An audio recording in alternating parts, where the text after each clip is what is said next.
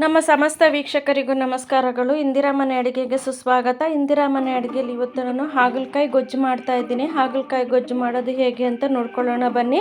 ಈ ಹಾಗಲಕಾಯಿ ಗೊಜ್ಜನ್ನ ನಾವು ಮುದ್ದೆ ತಿನ್ಬೋದು, ಅನ್ನ ತಿನ್ಬೋದು, ಚಪಾತಿ ಕೂಡ ತಿನ್ಬೋದಾಗುತ್ತೆ. ನೋಡಿ, ಇವಾಗ ನಾವು ಒಂದು ಮಿಕ್ಸಿ ಜಾರ್ ತೊಗೊಳ್ಳೋಣ. ಚಿಕ್ಕದೊಂದು ಮಿಕ್ಸಿ ಜಾರ್ ತೊಗೊಂಡು ಅದಕ್ಕೆ ನಾನು ಒಂದು ಮೀಡಿಯಮ್ ಸೈಜ್ ಈರುಳ್ಳಿನ ಹಾಕ್ಕೊಂಡಿದ್ದೀನಿ. ಈರುಳ್ಳಿ ಹಾಕ್ಕೊಂಡು ಸ್ವಲ್ಪ ಬೆಳ್ಳುಳ್ಳಿನ ಹಾಕ್ಕೊಂಡಿದ್ದೀನಿ. ಒಂದು 7-8 ಹಸಿರು ಬೆಳ್ಳುಳ್ಳಿನ ಹಾಕ್ಕೊಂಡಿದ್ದೀನಿ. ಬೆಳ್ಳುಳ್ಳಿ ಹಾಕ್ಕೊಂಡಿದ್ದಾದಮೇಲೆ ನಾನು ಇವಾಗ ಅದನ್ನು ತರಿಯಾಗಿ ರುಬ್ಕೊಂಬರೋಣ. ನಾವು ಫುಲ್ಲು ನೈಸಾಗಿ ರುಬ್ಬಾರ್ದು, ತರಿಯಾಗಿ ರುಬ್ಕೋಬೇಕು.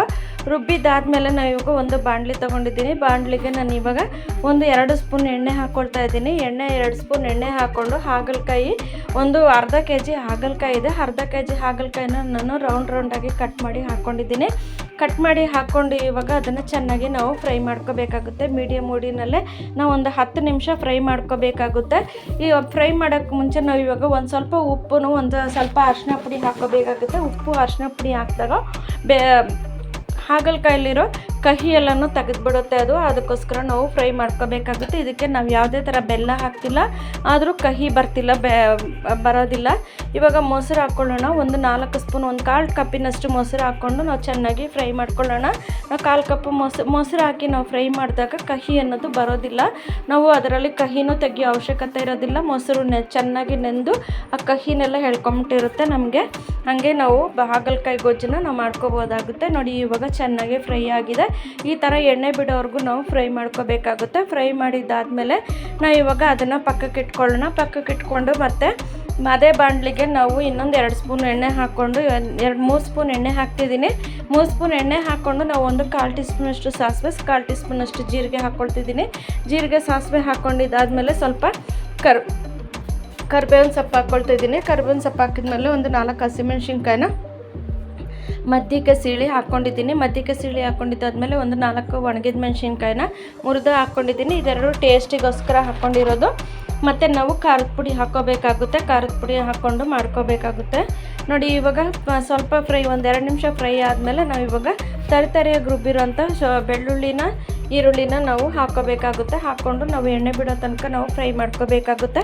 ಫ್ರೈ ಮಾಡ್ಕೊಂಡಿದ್ದಾದಮೇಲೆ ಒಂದು ಸಣ್ಣ ಟೊಮೆಟೊನ ನಾವು ಕಟ್ ಮಾಡಿ ಹಾಕ್ಕೋಬೇಕಾಗುತ್ತೆ. ಸಣ್ಣ ಟೊಮೆಟೊನ ಕಟ್ ಮಾಡಿ ಹಾಕ್ಕೊಳ್ಳೋಣ. ಕಟ್ ಮಾಡಿ ಹಾಕ್ಕೊಂಡು ಚೆನ್ನಾಗಿ ನಾವು ಎಣ್ಣೆ ಬಿಡೋ ತನಕ ನಾವು ಫ್ರೈ ಮಾಡ್ಕೋಬೇಕಾಗುತ್ತೆ. ಎಲ್ಲ ಮೀಡಿಯಮ್ ಉರಿನಲ್ಲೇ ಇಟ್ಕೊಂಡು ಮಾಡಬೇಕಾಗುತ್ತೆ. ಇವಾಗ ನಾನು 1 ಸ್ಪೂನು ಖಾರದ ಪುಡಿನ ಹಾಕ್ತಾಯಿದ್ದೀನಿ. 1 ಸ್ಪೂನ್ ಖಾರದ ಪುಡಿ ಹಾಕ್ಕೊಂಡಿದ್ದಾದಮೇಲೆ ಒಂದು 1/4 ಟೀ ಸ್ಪೂನಷ್ಟು ಅರಿಶಿನ ಪುಡಿ ಹಾಕ್ತಾಯಿದ್ದೀನಿ. ಮೊದಲೇ 1/4 ಟೀ ಸ್ಪೂನ್ ಹಾಕಿದ್ದೀವಿ. ಒಟ್ಟು ಅರ್ಧ ಟೀ ಸ್ಪೂನಷ್ಟು ಖಾರದ ಪುಡಿ ಹಾಕ್ಕೊಳ್ತಾ ಇದ್ದೀವಿ. 1 ಟೀ ಸ್ಪೂನಷ್ಟು ಧನಿಯಾ ಪುಡಿನ ಹಾಕ್ಕೊಳ್ತಾ ಇದ್ದೀನಿ. ಧನಿಯಾ ಪುಡಿನ ಹಾಕ್ಕೊಂಡು ನಾವು ಸ್ವಲ್ಪ ಚೆನ್ನಾಗಿ ಫ್ರೈ ಮಾಡ್ಕೋಬೇಕಾಗುತ್ತೆ. ಒಂದು 2-3 ನಿಮಿಷ ನಾವು ಚೆನ್ನಾಗಿ ಫ್ರೈ ಮಾಡ್ಕೋಬೇಕಾಗುತ್ತೆ. ಫ್ರೈ ಮಾಡಿಕೊಂಡು ಇವಾಗ ನಾವು ಹಾಗಲಕಾಯಿನ ಇದಕ್ಕೆ ಸೇರಿಸ್ಕೊಳ್ಳೋಣ. ಮಸಾಲೆಗೆ ಸೇರಿಸ್ಕೊಂಡು ನಾವು ಚೆನ್ನಾಗಿ ಫ್ರೈ ಮಾಡ್ಕೋಬೇಕಾಗುತ್ತೆ. ಇವಾಗ ನಾವು ಉಪ್ಪು ಖಾರನ ನೋಡಿಕೊಂಡು ನಾವು ಹಾಕ್ಕೋಬೇಕಾಗುತ್ತೆ. ನಾವು ಚೆನ್ನಾಗಿ ಫ್ರೈ ಮಾಡ್ಕೊಳ್ಳೋಣ. ಚೆನ್ನಾಗಿ ಫ್ರೈ ಮಾಡಿಕೊಂಡು ನೋಡಿ, ಇವಾಗ ಒಂದು ಲಿಡ್ನ ಕ್ಲೋಸ್ ಮಾಡಿ ಒಂದು 5 ನಿಮಿಷ ನಾವು ಹಾಗೆ ಬೇಯಿಸ್ಕೊಳ್ಳೋಣ. ಟೊಮೆಟೊಲಿರೋ ನೀರೆಲ್ಲ ಬಿಟ್ಟು ನಮಗೆ ಎಣ್ಣೆ ಬಿಟ್ಕೊಳ್ಳುತ್ತೆ. ನೋಡಿ, ಇವಾಗ ಚೆನ್ನಾಗಿ ಬೆಂದ್ಕೊಂಡಿದೆ. ಟೊಮೆಟೊನ ಹಾಗಲಕಾಯಿ ಎಲ್ಲ ಮಸಾಲೆ ಹಿಡಿದು ಚೆನ್ನಾಗಿ ಬೆಂದ್ಕೊಂಡಿದೆ. ಇವಾಗ ನಾವು ರುಚಿಗೆ ತಕ್ಕಷ್ಟು ಉಪ್ಪನ್ನು ಹಾಕ್ಕೋಬೇಕಾಗುತ್ತೆ. ಉಪ್ಪನ್ನು ಹಾಕ್ಕೊಳ್ಳೋಣ. ನೋಡಿ, ರುಚಿಗೆ ತಕ್ಕಷ್ಟು ಹುಣಸೆ ಹಣ್ಣನ್ನು ಹಾಕ್ತಾಯಿದ್ದೀನಿ. ಫಸ್ಟು ಉಪ್ಪು ಹಾಕಿಲ್ಲ, ಹುಣಸೆ ಹಣ್ಣನ್ನು, ಒಂದು ನಿಂಬೆಹಣ್ಣು ಗಾತ್ರದ ಹುಣಸೆ ಹಣ್ಣನ್ನು ಹಾಕ್ಕೊಳ್ತಾ ಇದ್ದೀನಿ. ಹುಣಸೆ ಹಣ್ಣನ್ನು ಹಾಕ್ಕೊಂಡು ಚೆನ್ನಾಗಿ ಅದರಲ್ಲಿರೋ ಸಾರ ಎಲ್ಲ ಹಾಕಿ ಗಟ್ಟಿಯಾಗಿ ನಾವು ಹಾಕ್ಕೊಳ್ಳೋಣ. ತುಂಬ ನೀರು ಹಾಕ್ಕೊಂಡ್ರೆ ಚೆನ್ನಾಗಿರೋದಿಲ್ಲ. ಇವಾಗ ನೋಡಿ, ಚೆನ್ನಾಗಿ ಮಿಕ್ಸ್ ಮಾಡಿಕೊಂಡು ನಾವು ಇವಾಗ ಉಪ್ಪು ಹಾಕ್ಕೊಬೇಕಾಗುತ್ತೆ. ಉಪ್ಪು ಹಾಕ್ಕೊಳ್ಳೋಣ. ನೋಡಿ, ರುಚಿಗೆ ತಕ್ಕಷ್ಟು ಉಪ್ಪು ಹಾಕ್ಕೊಳ್ತಾ ಇದ್ದೀನಿ. ಉಪ್ಪು ಹಾಕ್ಕೊಂಡಿದ್ದಾದಮೇಲೆ ಸ್ವಲ್ಪ ಖಾರನೂ ಕಡಿಮೆ ಇದೆ ಅನ್ನಿಸ್ತು, ಖಾರನೂ ಹಾಕ್ಕೊಳ್ತಾ ಇದ್ದೀನಿ. ಉಪ್ಪು ಖಾರ ಸ್ವಲ್ಪ ಜಾಸ್ತಿನೇ ಬೇಕಾಗುತ್ತೆ. ಉಪ್ಪು ಖಾರ ಹುಳಿ ಮೂರೂ ಸ್ವಲ್ಪ ಜಾಸ್ತಿನೇ ಬೇಕಾಗುತ್ತೆ ಇದಕ್ಕೆ. ಇವಾಗ ನೋಡಿ, ನಾವು ಲಿಡ್ ಕ್ಲೋಸ್ ಮಾಡಿ ಒಂದು 5 ನಿಮಿಷ ನಾವು ಬೇಯಿಸ್ಕೊಂಬಿಡೋಣ. 5 ನಿಮಿಷ ಬೇಯಿಸಿದ್ದಾದಮೇಲೆ ಗೊಜ್ಜು ರೆಡಿಯಾಗಿರುತ್ತೆ. ಸ್ವಲ್ಪ ಕೊತ್ತಂಬರಿ ಹಾಕ್ಬಿಟ್ಟು ಕೊತ್ತಂಬರಿ ಫ್ಲೇವರ್ ಬರಲಿ ಅಂತ ಒಂದು 2 ನಿಮಿಷ ನಾವು ಬೇಯಿಸ್ಕೊಳ್ಳೋಣ. ಓಪನ್ ಮಾಡಿ ಚೆನ್ನಾಗಿ ಕುದಿಸ್ಕೊಳ್ಳೋಣ. ಸ್ವಲ್ಪ ಕುದಿಸ್ಕೊಂಡಿದ್ದಾದಮೇಲೆ ನೋಡಿ, ಹಾಗಲಕಾಯಿ ಗೊಜ್ಜು ರೆಡಿಯಾಗಿದೆ. ಬೆಲ್ಲನೂ ಹಾಕಿಲ್ಲ, ಏನಿಲ್ಲ, ಹಾಗೆ ನಾವು ತಿನ್ಬೋದಾಗುತ್ತೆ. ಚಪಾತಿ, ಮುದ್ದೆ, ಅನ್ನ ಎಲ್ಲ ತಿನ್ಬೋದಾಗುತ್ತೆ. ನೋಡಿ, ಇವಾಗ ಹಾಗಲಕಾಯಿ ರೆಡಿ ಇದೆ. ನೀವು ಮನೇಲಿ ಮಾಡಿ ನೋಡಿ, ಹೇಗೆ ಅನ್ನಿಸ್ತು ಕಮೆಂಟ್ ಬಾಕ್ಸಲ್ಲಿ ತಿಳಿಸಿ.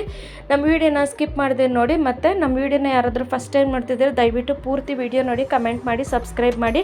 ನಮ್ಮ ವೀಡಿಯೋನ ಸ್ಕಿಪ್ ಮಾಡಿದೆ ನೋಡಿದ್ದಕ್ಕಾಗಿ ಧನ್ಯವಾದಗಳು ವೀಕ್ಷಕರೇ. ನಮಸ್ಕಾರ.